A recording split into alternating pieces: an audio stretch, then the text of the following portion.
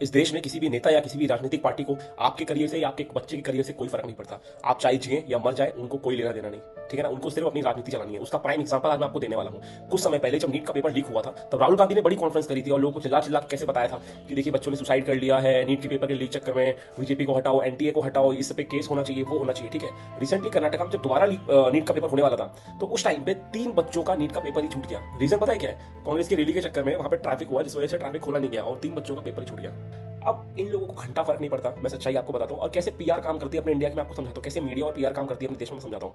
Media इतनी कमी नहीं है ना भाई, इतनी कमी नहीं है। उनको ये दिखाना चाहिए कैसे बच्चों का पेपर छूटा, उनको इंसाफ मिलना चाहिए, बच्चों के लिए लड़ना चाहिए। पूरे मीडिया पे एक ही चीज चल रही है, देखिए कैसे राहुल गांधी की रैली और कांग्रेस की रैली की वजह से 3 बच्चों का पेपर छूट गया। मगर जब मोदी जी आए तो मोदी जी ने अपनी फ्लाइट 1 घंटे डिले करा ली और एयरपोर्ट पर ही रुक गए, जिससे कि ट्रैफिक ना रोड पे और बच्चे आराम से पेपर दे पाए। ये पूरी मीडिया में आपको चलते हुए दिख जाएगा, हर सोशल मीडिया पे आपको दूसरी रील ये दिख जाएगी। मतलब इतनी घटिया पीआर, इतना घटिया मीडिया मैंने आज तक नहीं देखा।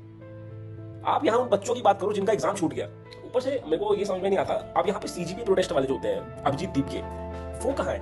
उनका उनका इंडिया आने का मतलब क्या था कि वो नीट के बच्चों के लिए फाइट करेंगे। क्यों नहीं कर रहे? क्या ये नीट के बच्चों जिनका एग्जाम छूटा है, क्या ये स्टूडेंट नहीं है? क्या इनके लिए बोलना नहीं चाहेंगे कि कांग्रेस की गलती है, कांग्रेस की रैली को रुकना चाहिए था, बच्चों का पेपर छूट गया? कांग्रेस को ब्लेम नहीं करेंगे। एक मीडिया वाले ने पूछा भी कि कांग्रेस की गलती नहीं है, साफ साफ बोलते हैं कि देश में सरकार किसकी? यार देश में सरकार जिसकी भी हो भाई, स्टेट में गवर्नमेंट किसकी है? वहां पे कांग्रेस की। आप बिल्कुल नहीं बोलोगे उनके खिलाफ, क्योंकि पता है आपकी फंडिंग रुक जाएगी। अभिजीत से जाके अभी पूछ लो कि जब पंजाब में अभी स्टूडेंट्स में लाठी चलाई थी, तब क्यों नहीं बोलता उसके बारे में? क्या वो स्टूडेंट्स नहीं है? क्योंकि पंजाब में आम आदमी पार्टी है, वहां नहीं बोलेगा ये। केरल में जाके स्टूडेंट्स पे लाठी चार्ज किया गया खुलेआम, लड़कियों पे, स्टूडेंट पे, वहां क्यों नहीं बोला ये? वहां भी नहीं बोलेगा, वहां कांग्रेस सरकार है। ये सब दोगले हैं। इन लोगों ने सिर्फ अभी तक जितने भी सीजीपी के जो प्रोटेस्ट हुए हैं, इन्होंने सिर्फ वो स्टेट टारगेट किया है जहां पे बीजेपी रूलिंग हो। महाराष्ट्र हो गया, दिल्ली हो गया, यूपी हो गया। तो मैं आपको वही समझाना चाहता हूं, कोई पार्टी किसी की सगी नहीं है भाई। आपको अपने बच्चों का खुद देखना पड़ेगा, खुद के बच्चों के लिए खुद फाइट करो।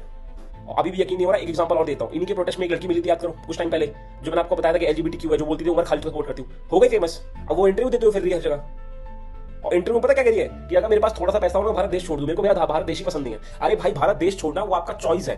लाइक कि आपको अपना करियर बिल्ड करना है, आप बाहर जा सकते हैं। इंडिया में भी कमी नहीं है, बट अगर आपको ज्यादा करियर बिल्ड करना है, आपको कुछ और लाइफ में अचीव करना है, आपको बाहर जाना है, वो आपका चॉइस है। भारत देश ही पसंद नहीं है, ये क्या बात हुई भाई? तो क्यों अभी तक यहाँ पे आप? और सीजीपी के प्रोटेस्ट में किसके लिए फाइट करने गए थे आप? फिर आपको भारत देश तो पसंद नहीं है, तो वहां किसके लिए फाइट करने गए थे? तो सब दोगले हैं, कोई सगा नहीं है किसी का। ना ये सीजीपी, ना ये कांग्रेस, ना ये आम आदमी पार्टी, ना बीजेपी, सब अपनी राजनीति चमकाने में लगे पड़े हैं।